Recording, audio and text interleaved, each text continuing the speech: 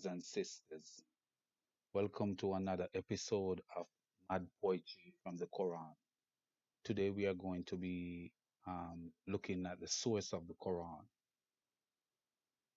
Yes, today we are going to check out and see where the Quran could possibly come from. From Tabari, Volume 9, page 167, note 1151, we read, the pre-Islamic Arabs believed in the demon of poetry, and they thought that a great poet was directly inspired by demons. So, before the advent of Islam, the Arabs in those days believed in demons of poetry, and they believed that great poetry comes from demons. We're going to see that Quran is directly linked with poetry in some way. Narrated Abu Huraira, Allah's apostle said, it is better for any one of you that the inside of his body be filled with pus, which may consume his body, than it to have it filled with poetry. So Muhammad was saying that it's better to have pus inside your body than to have your body filled with poetry. And that we can find in Bukhari, volume 8, book 73, number 176. So Muhammad believed that it's better to have a corrupted body with pus than to have a body with poetry. But we could see where Muhammad, used poetry to curse his enemies and tell the people that he was inspiring to curse those people, that Gabriel will help them to curse those people with poetry. So narrated Al-Bara, the prophet said to Hassan, lampoon them, meaning the pagans, in verse. Gabriel is with you. You know what a lampoon is? Lampoon is poetry. We all know that lampoon is poetry. So Muhammad was telling Hassan, one of his companions, to lampoon the pagans with verse, and Gabriel will help Hassan to lampoon them. And that is found in Bukhari, volume 8, book 73, number 174. So, and there's another narration, chain of narration that support this. And it says, the prophet said to Hassan, abuse them with your poems. Gabriel is with you. That is, support you. That's Al-Bukhari, volume 5, 59, number 449. So here it is. Muhammad will say that it is better um, uh, to have your inside filled with pus than to have it filled with poetry. Actually telling someone to abuse someone with poems, and Gabriel will help that person. The problem I have here is it is the same Gabriel that inspired Muhammad to write the Quran, which is so much like poetry. But here it is, Muhammad is telling someone that, hey, abuse them with your poetry and Gabriel will help you. So, what is the Quran? Is the Quran poetry, or is the Quran a revelation from God? And if the Arabs in those days used to believe in demons of poetry, who is Gabriel? Who is who is helping these people to abuse people with poem? That according to Muhammad, it is better to have pus in your body than to have poem, your body filled with poem. This is crazy, but it's something for you to consider, as we go through the series Mad Poetry from the Quran.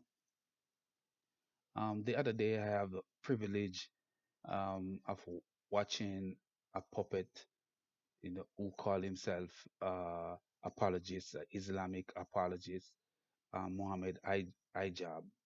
shouting like a madman on social media, calling his Muslim brother a crook. And all this because the brother lose faith in Islam for a while and become agnostic in his belief.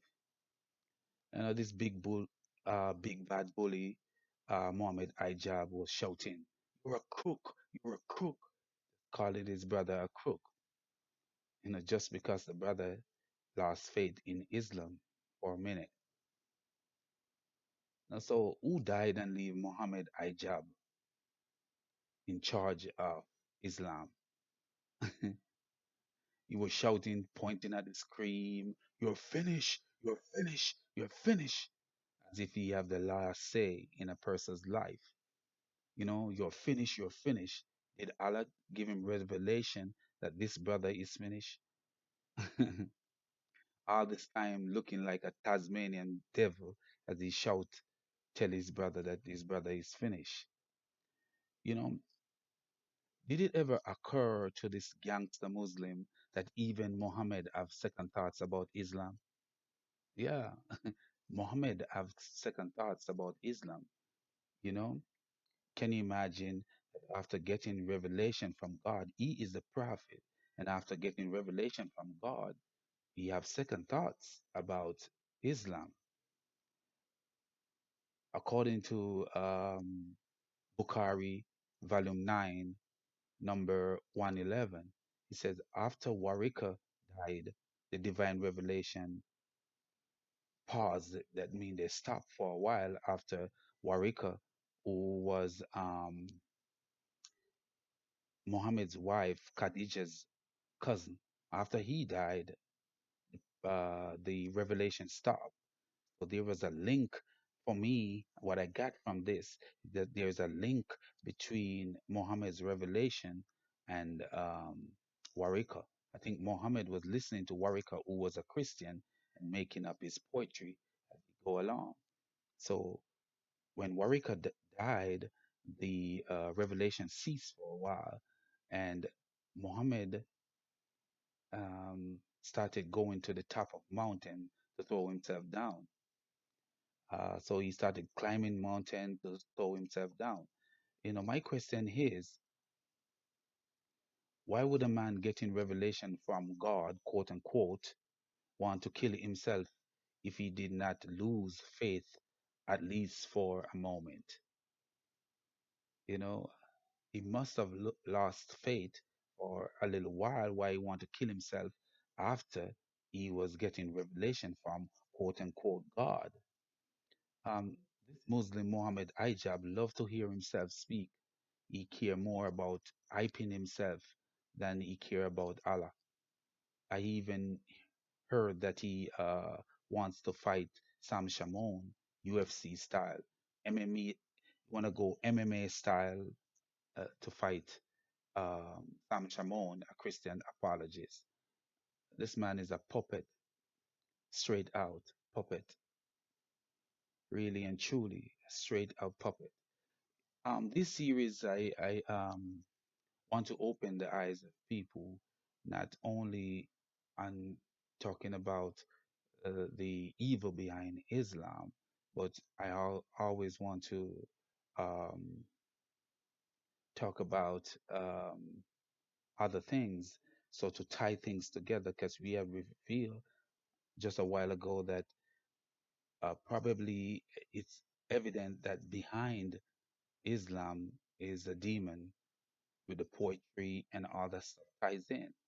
So the mad poetry today from the Quran is Quran 4, verse 157. It says, and for their saying, indeed, we have killed Messiah Jesus, the son of Mary, the messenger of Allah.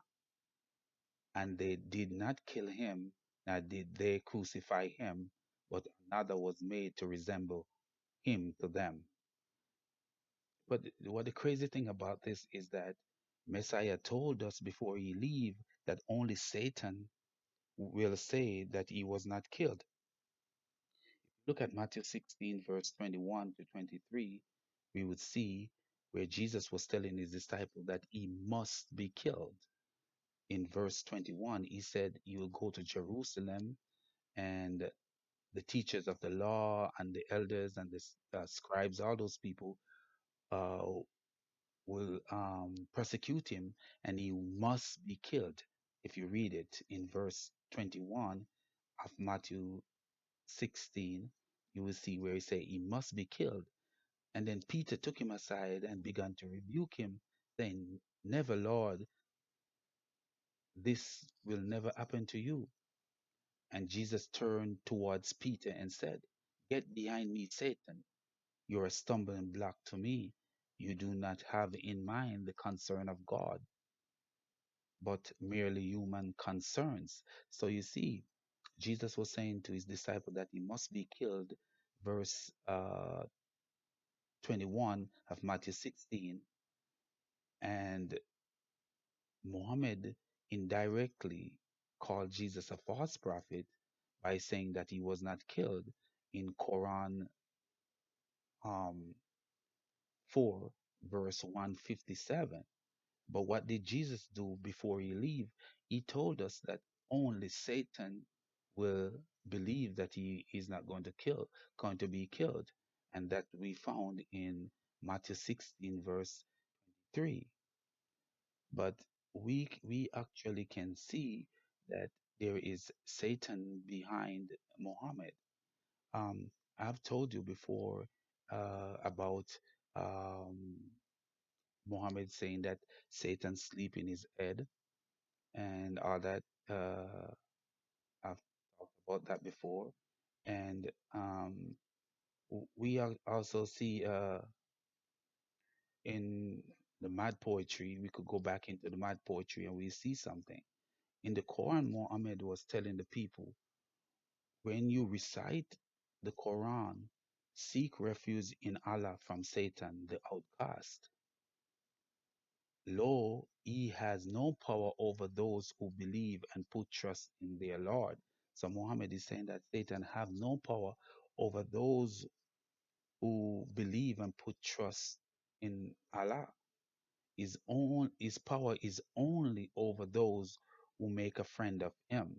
That we can find in Quran 16, verse 98 to 100. Quran 16, verse 98 to 100. So Muhammad was saying Satan power is only over those who make a friend of him. But we see where Satan have power over Muhammad. Listen this. The messenger of Allah, may Allah bless him and grant him peace, was bewitched. So here we have Muhammad being bewitched so that he would imagine he had sexual intercourse with his wives when he did not. So this we found in Bukhari, the book of medicine. So the question is, what portion of the Quran was written when Muhammad was delusional, thinking he did what he did not do? We have so much more incident where Muhammad let us know that his revelation is from Satan. Look at this. This is back in Isai Bukhari 4.438. This is coming from Muhammad's wife, Aisha. Someone asked Muhammad, "How does the divine inspiration come to you?" And Muhammad replied, "In all these ways. The angels sometimes come to me with a voice which resembles sound of a bell." So Muhammad is saying that angels come to him sometimes with a voice that resemble the sound of a bell. So the voice of the angel sounds like the sound of a bell ringing. But later we heard Muhammad saying that angels do not like bells. So in Sunnah Abu Dawa 25:48, we hear Muhammad saying, "The angel do not go with a traveling company in which there is a bell." So the angel won't go with you if you have a bell with you. So, and then later in Sahih Muslim Hadith 5279, Muhammad says, the bell is the instrument of Satan. So the question is, why was Gabriel, quote unquote, Gabriel speaking with a voice which resembled the sound of a bell? Messiah, before he leaves 600 years before Muhammad, revealed to us that only Satan would tell people that he would not be killed, or he was not killed. So we see with Messiah's words tie in with Muhammad's revelation, we could see that Satan is behind Islam. This is the end of part two of Mad Poetry from the Quran. As you go out there, I just want you to show love, whether you are Muslim, whether you are Christian, show love to everyone.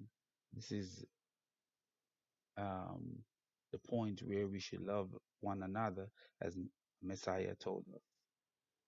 Give love so you could receive love. Stop the killing, stop the violence. Right now, there is a guy in prison in Pakistan waiting to be executed because he spoke his mind regarding Muhammad. We thank God that we are born in the Western region, especially in the United States of America, where we have freedom of speech. All praises be to Yahweh, the true God.